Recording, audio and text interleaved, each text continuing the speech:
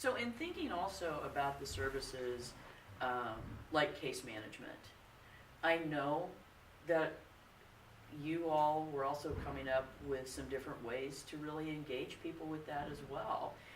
It's still gonna be a choice, but, you know, I think kind of the standard, I'm gonna make an appointment with somebody, they're gonna remember that appointment and show up at my office and keep, we knew that that worked for some people, but for a lot of people it didn't.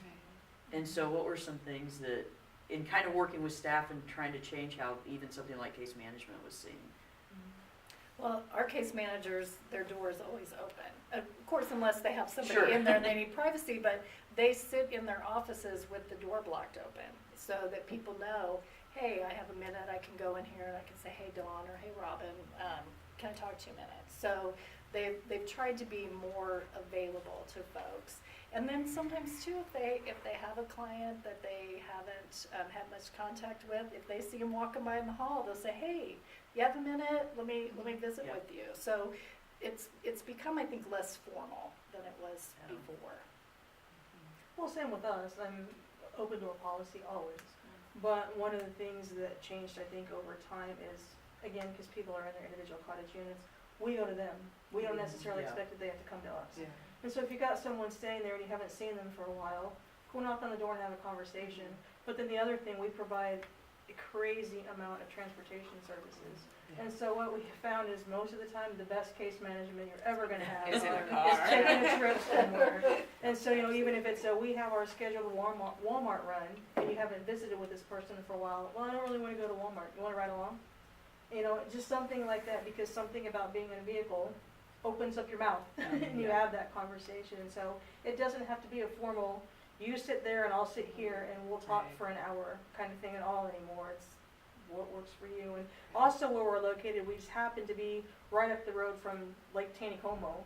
And so if worst comes to worst, you go for a walk down by the lake, and you Exactly. throw rocks in the Yeah. water, and you look at the fish, and you do whatever it is that gets you out of, this is scary and I don't want to talk to you. And so it's meeting the people where they are. Yeah, I think about our substance abuse counselor, and I think some of her best sessions have been, I could look out the window and see her with a survivor walking the walking track. She's been known to, we have a on-site gym. So they'll go down and we have 2 treadmills side by side, and that is where they will have their session. Yeah. And so it's taking these traditional ideas of what it means to be this professional and providing these services and taking them out of that environment and into an environment that's going to be the most comfortable and safest for Yeah. the survivor. It even goes so far to say you want to have lunch with me today. Yeah. It's a social time, you know, and you really do have the best conversations like that. Absolutely. Well, and I think that is, and I think there, you know, you were obviously working towards that before this project, and I think without this project, you were still headed in those directions, kind of thing. But it was nice, I think, to get that support from everybody else sitting around and hearing what's working for you and that kind of thing. But I do, one of the things that I truly appreciated is, yes, there is structure, but it's also a lot about how we've done the services has also become a lot more informal than what I think, yes, there's forms to be filled out and there's documentation, and it doesn't take any of that away, but it's how we train people and also how much information we are gleaning in those walks around a walking track or down by the lake, or seeing somebody in the hall. And it is that expectation that staff will continue to engage. And that's what I found. It's, we don't give up on people. Right. And we continue to try and engage and offer the opportunity for someone. And it's absolutely their choice. If they don't want to take that walk, if they don't want to have that conversation, that is their choice. But we're not going to give up. And even if they've told you 100 times, no, we still continue as long as they're with us. We still continue to try. Yeah.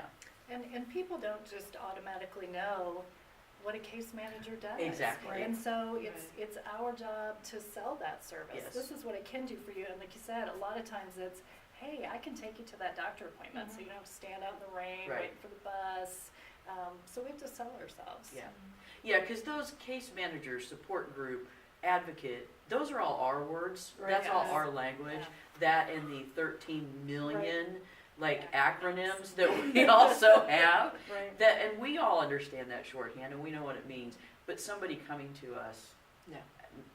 may not have any idea what any of that And is. so what's important to me with that is, and I know it's controversial when I say it, but I still think it's true, that my philosophy for our organization is the only difference between us and the women in our shelter is that we have a key to the front door.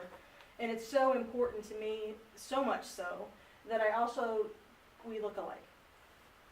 And so when someone comes into the office, I look like the residents look like me, like we don't have a separation, like there are so many other services that you can receive.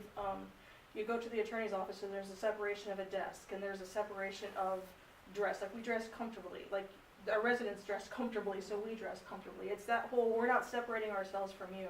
And again, that's one of my training statements is we have a key to the front door. And I know people get frustrated when I say that. And I get power differentials and all of those things, but it's just the philosophy of we're people helping people.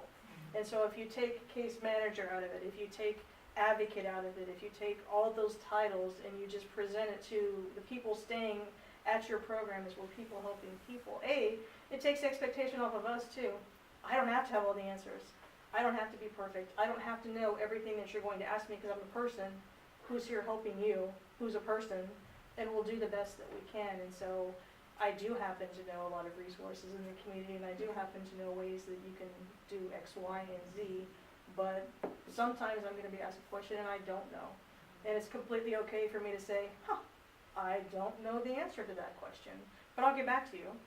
And if I get back to you, again, I've built trust, I've built rapport, and I've provided that service that I think that makes us so much more approachable when we create that environment.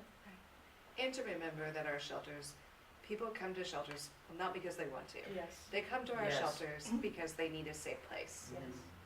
And they are not coming for the services. That's why I think that we have built out our programs for our non-residential programs, so that you don't have to go in shelter to be able to get those services. But people come to shelter because they need a safe place to stay. They don't necessarily need to meet with a case manager Right. to figure out how to get a job, to figure out how to be able to get housing. The majority do, but we should not take it personally Yeah. if a person is going to say, no thanks. Yeah. I'm here for the safety. Yeah, that's Yeah. good.